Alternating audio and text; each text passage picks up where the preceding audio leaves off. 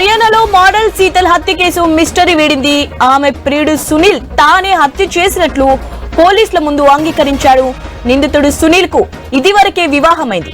భార్య బిడ్డల్ని వదిలేసి తనను పెళ్లి చేసుకోవాలని శీతల్ ఒత్తిడి చేయడంతో పెళ్లి చేసుకోవడం ఇష్టం లేక ఆమెను హత్య చేసినట్లు నిందితుడు అంగీకరించాడు. హత్య చేసి ఆత్మహత్యగా సీన్ క్రియేట్ చేసినట్లు పోలీసులకు గుర్తించారు. నిందితుడు సునీల్ ని అరెస్ట్ చేసి పోలీసులు రిమాండ్కి తరలించారు.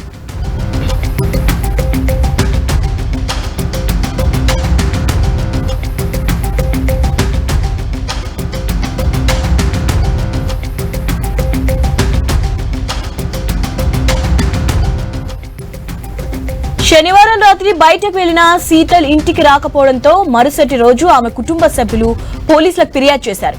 అదే సమయంలో సోనీపట్ కెనాల్లో గొంతు కోసి ఉన్న ఓ మహిళ మృతదేహం లభ్యమైంది. దర్యాప్తు చేస్తున్న క్రమంలో అది హత్యగా తేలింది. లభ్యమైన మృతదేహాన్ని శీతల్ గా పోలీసులు గుర్తించారు.